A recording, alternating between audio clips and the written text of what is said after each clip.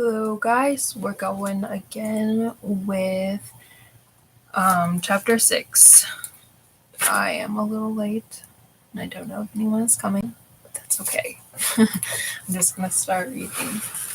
So, chapter 6 The Beauty of Wisdom. It's a warm November day in Tampa, and Louise has just delivered the welcome address to more than 3,000 attendees of Hay House's I Can Do It conference. Standing at the side of the room, I watch as the sold-out crowd erupts in affectionate applause when she announces that she's in her 9th decade, and it's the best one of her life so far. It's such an inspiring moment. On the way to our hotel, I study Louise as she walks purposefully toward the front door. A unique blend of funky and elegant, she's dressed in a flowery crinkled skirt draped over tight-fitting leggings. She radiates the energy of youth and the beauty of aged wisdom. We arrive at the hotel and head up to Louise's room. She immediately opens the balcony doors, and I feel a comfortable breeze graze my skin while I scope out a place to sit. I flop down, cross-legged, on a wing-back chair near a stunning arrangement of flowers, lilies, tulips, sunflowers, and raspberry-colored roses, resting on the center of a coffee table in the middle of the room. The flowers are a gift from someone who needed my She makes her way to the kitchenette and proceeds to make us each a cup of tea. While she removes the tea bags from their wrapping, she shares her excitement at having found a new black velvet cover for her iPad, the latest technology tool she's been enjoying with gusto. I realize that even at age 84, Louise is an eternal student. I so admire her curiosity and hunger for learning. I set my tools around me and wonder what she knows at 84 about feeling comfortable in her skin that I could learn at 51. I ask her how she looks and feels so good at her age. What's her secret? Well, to me it comes down to loving yourself, loving your body, and making peace with the aging process, she replies. You can't do anything well or for the long term without loving yourself first. When you love yourself, you care about your body and you care about what you put into it. You also care about the thoughts you choose to think. So, if we're diligent about practicing what we've already talked about in this book, we'll have a much easier time as we age. Yes, life has gotten much easier for me because I've learned how to plan my experiences. My positive affirmations go before me, smoothing the way. I make a point to anticipate what I would like to experience in the future. For instance, today I need to do 3 errands, so I affirmed, "This is a glorious day, and every experience is a joyous adventure." As I entered each of the 3 different stores, I found lovely salespeople who made friendly conversation with me. One clerk and I even laughed and laughed over something silly. Each of these experiences was a small yet joyous adventure. Part of the wisdom of aging is to find joy in even the simplest situations. When we live our lives to the fullest, we're going to make the little things in life wonderful and good and important. I note that as we get older and lose friends or family, we could, or it could make us bitter. We can choose to be bitter about losing loved ones, or we can choose to reach out to new people and fill the emptiness. The more I get to know Louise, the more I appreciate on a deep level the value of putting good thought habits into place early in life. When she talks about her approach to living, it's clear that she's invested a lot of time and energy in managing her mind. As a result, this investment has given her a far more positive view of aging. Her vigilance about living with purpose and intention keeps paying great dividends year after year. As I witness her response to life, I keep being reminded to deepen this habit myself. Don't get me wrong, Louise admits. I have faced the same challenges most people do as they age: wrinkles, weight gain, stiffness, and noticing that young men no longer look longingly at me. But there's no use making myself miserable about things I cannot change. We're all going to age. I've just made a decision to take care of myself and love myself no matter what. I eat well. I consume foods that are very good for my body. foods that support me. I eat very little that drains my body or that doesn't support me. I also do things like acupuncture and craniosacral sessions once a month as a general tune-up. And I do my best to choose my thoughts that make me feel good as much as possible. This is the big lesson that I keep repeating. Our thinking either makes us feel good or it makes us feel bad. It's not the events nearly as much as it's the thoughts. So it's not the wrinkle, it's the thoughts you have about the wrinkle. Absolutely. The wrinkle is just there. And it's there for everybody. You haven't been singled out to be the only person who has that wrinkle. It's foolish to make yourself mention. Let's talk about the body. You said that the secret to success at 84 has to do with loving yourself and your body. But what if you're a woman who's 50 pounds overweight and hates what she sees in the mirror? How do you look at yourself and say, I love you, when you don't like what you see? Well, that's the point of what we're doing, Louise replies. As I said before, I no longer believe in working on a single issue. In the early days, I worked with individual problems like weight loss. Then one day, I discovered that if I could get clients to love themselves, we didn't have to work on problems anymore. Self love was the core issue for everybody and everything. And that's a difficult realization for a lot of people to accept or acknowledge, that it could be that simple. This woman you're talking about might think her issue is weight, but it isn't her issue at all. It's self hatred. If we can get to the bottom of that or get her to start consistently practicing affirmations that will support her in building a good relationship with her body, it will begin the process of self love. After pausing for a minute, she goes on. It's true that sometimes you need to adjust your diet in order to stick with this new practice. By now, most of us know that sugar is addictive and it just isn't good for the body. Wheat and dairy products can cause problems for many people too. We need to eat foods that nourish and fuel our body and our mind. While it's wonderful to say the right affirmations, if you're loading yourself up on caffeine, sugar, junk food, and the like, you're going to have a hard time focusing your mind on anything at all, let alone positive affirmations. And if you've grown up on junk food, then you might need some guidance on what it means to eat a healthy diet. I didn't know anything about good nutrition until my cancer diagnosis invited me to find out what my body needed. Even now, I still keep up with the latest info when it comes to health and healing. I read my share of books, websites, and studies, trying to learn as much as I can about diet, exercise, or supplements. There is a maze of information out there, and it's easy to get confused.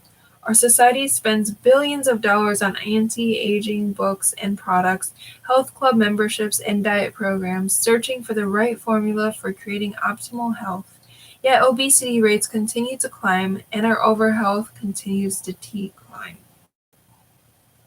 In the last several months, I've been focusing on exactly what Louise is talking about, loving myself and my body first, and allowing this love to lead me in the direction of wise choices that support my emotional and physical health. I am learning firsthand that it works. As I've built a strong connection to my body, I've naturally become drawn to the right foods, types of exercise, forms of self-care, and even healthcare practitioners. Yes, I know that it all starts with love. Feeding your body well is such an important act of self-care, Louise continues, especially while aging. It will support the natural changes we all experience as we get older. If you're going through menopause, for instance, and you're not feeding your body the right foods, you're going to have a much harder time. Eating good sources of protein and lots of vegetables, organic whenever possible, while saying affirmations like, this is a comfortable and easy time of my life. I am pleasantly surprised by how easily my body adapts to menopause, or I sleep well at night, will make a big difference. And what affirmations would you should suggest for the man or woman who needs to love their body in spite of not liking what they see? Well, they could certainly start out by giving themselves messages like, my body is such a good friend, we have a great life together. I listen to my body's messages and take appropriate actionally to be at optimal health. The more I love my body, the healthier I feel. These affirmations will help you get started. And if you really want to feel more connected to your body in a good way, you need to get in the habit of looking in the mirror every day and talking to it like a dear friend. You want to say things like, "Hi, body, thank you for being so healthy. You are looking great today. It is my joy to love you to perfect health. You have the most beautiful eyes. I love your beautiful shape. I love every inch of you. I love you dearly." Experience has certainly taught me that speaking to your body in such a kind way will help you quiet the critical voice that judges you mercilessly. Over the years, I've read about using affirmations for loving the body in Louise's books, but when I first heard of her talk about using them, I was touched by the level of warmth and intimacy in her voice. She wasn't just repeating the words, she was using a tone and inflection that made it clear we were to talk to ourselves like a kind and loving friend. When I began to do this myself, my relationship with my body shifted dramatically. I felt the spirit of the words take hold in my heart. Each day, as I looked in the mirror and spoke gently to myself, I felt the rough edges of judgment and harshness smooth out little by little. I could actually sense that my body was slowly becoming a dear friend instead of an embattled enemy. The trick was to do it consistently. Peace confirms it's all about the practice.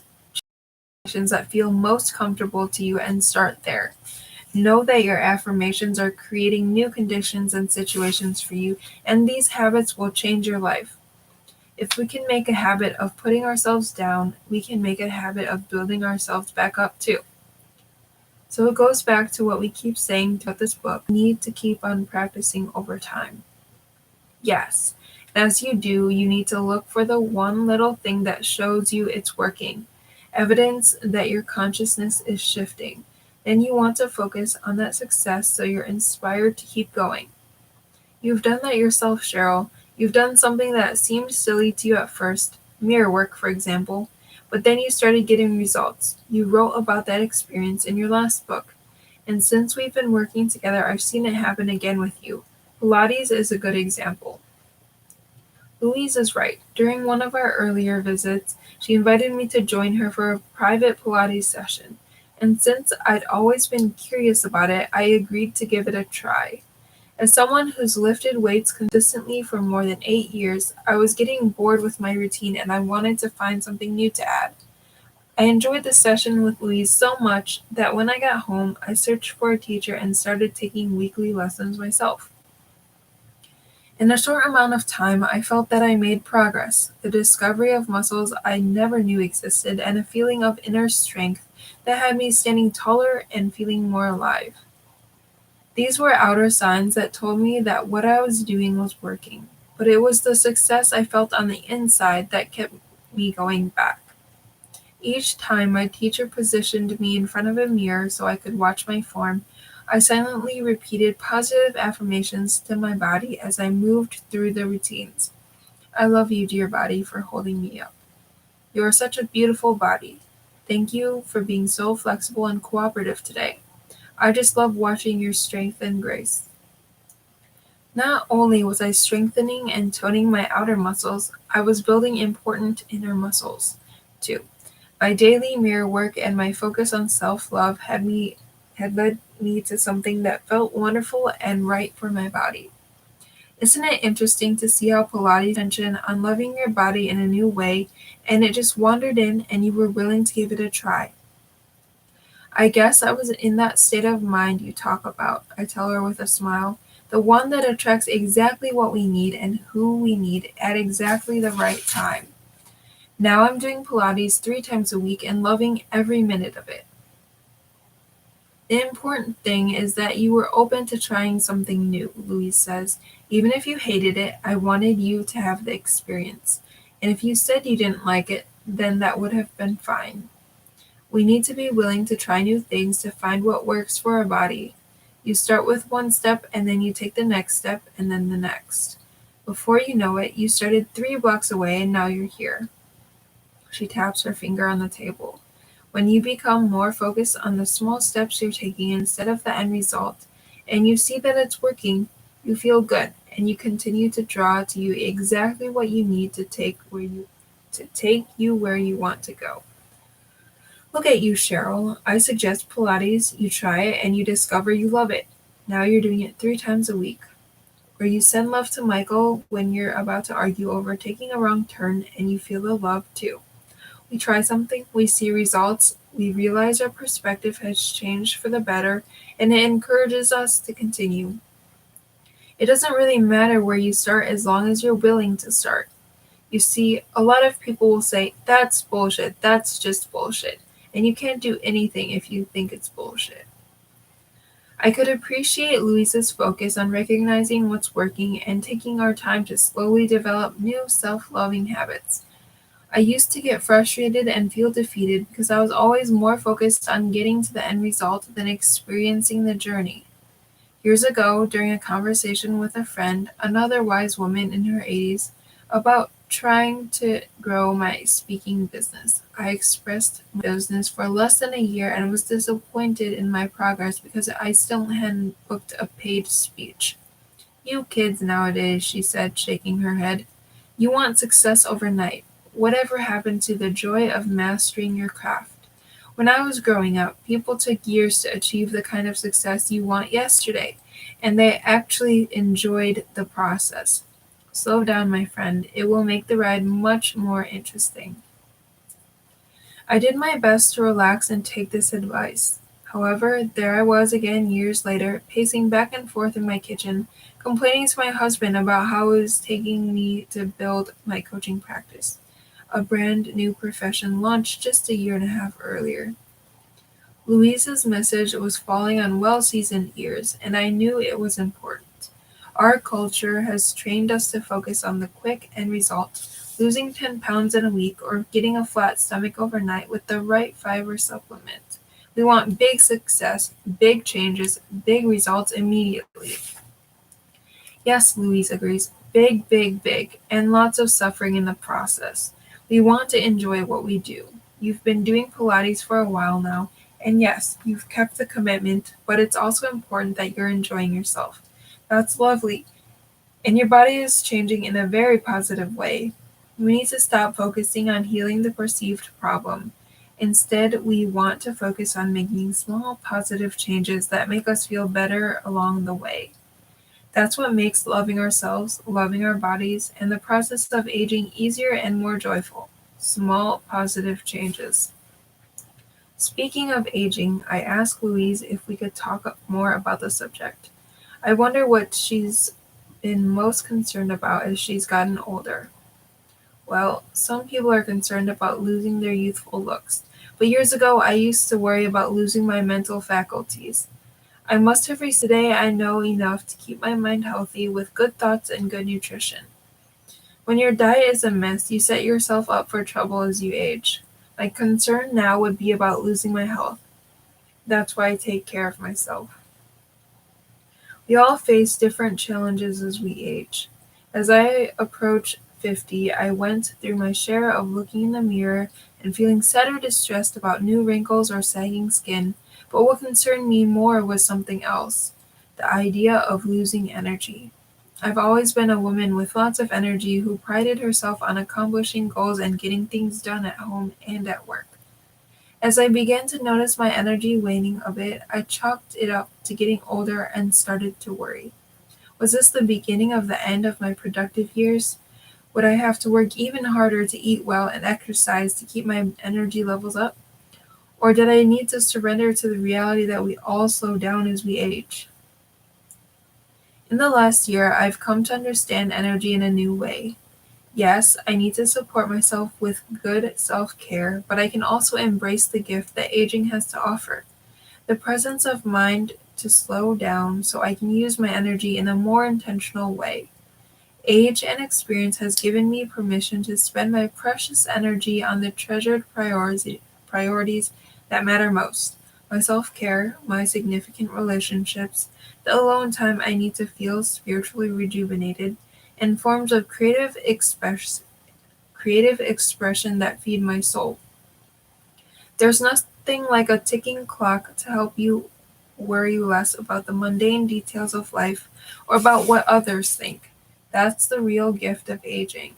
That and the fact that I've become far more interested in being open to life's direction, responding to what shows up, rather than trying to direct life with my old striving, succeeding, make it happen self. Of 10 years ago, I had a new kind of beauty, the beauty of wisdom. The funny thing is that now you'll have fewer wrinkles, Louise tells me with a giggle. Let's face it, people who are really worried about aging and how they look become very tense. When we make peace with aging, we're more concerned with being happy and comfortable with ourselves. You're not going to be 20, 30, 40, or 50 again. You're going to be where you are. If you were to look back at photos of yourself 10 years ago, you'd think, God, I looked good. But when you were that age, I'm sure you never thought you looked good enough. We're much better looking than we think we are anyway, and we need to appreciate that now. I'm also aware of being kinder and gentler to myself, I say, and I have a hunch that I'm a nicer person to be around. I notice the same thing now that we've been working on this book, Louise comments. The other day I was leaving a meeting, and when I attempted to drive back the way it came, there was a truck in the way and I couldn't take the same route. So I had to go around, and I didn't know where I was, but I knew where I wanted to go.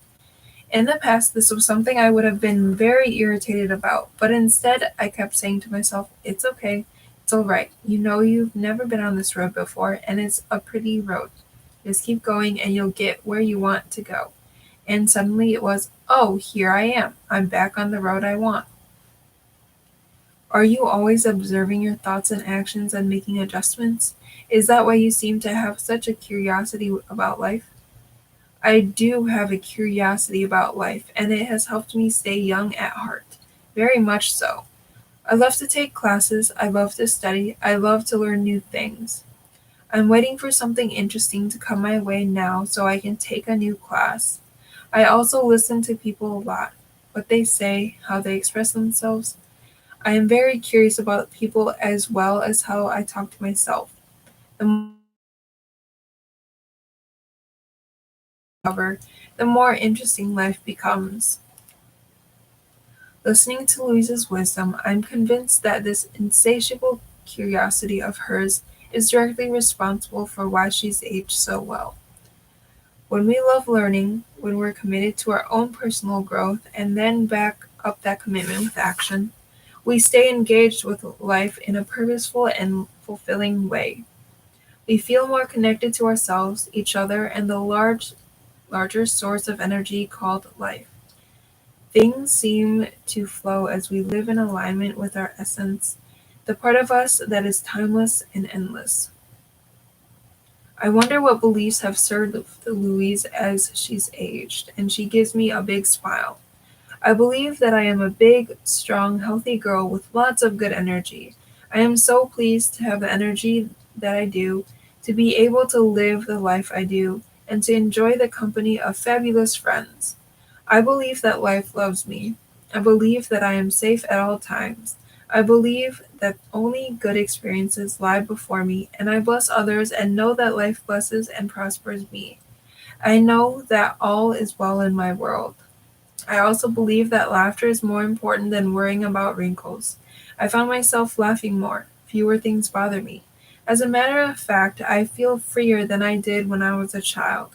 It's as though my good thoughts have returned me to a state of innocence that feels blissful. I kid myself and I make jokes more often these days. I have cultivated a mental outlook that allows me to see life from the most positive advantage. This positive, loving, grateful, joyous outlook attracts to me the greatest life, and that's why this is the best decade so far. And what about your spiritual beliefs? What role do they play in your life now? It's interesting. I grew up with absolutely no religion at all, and I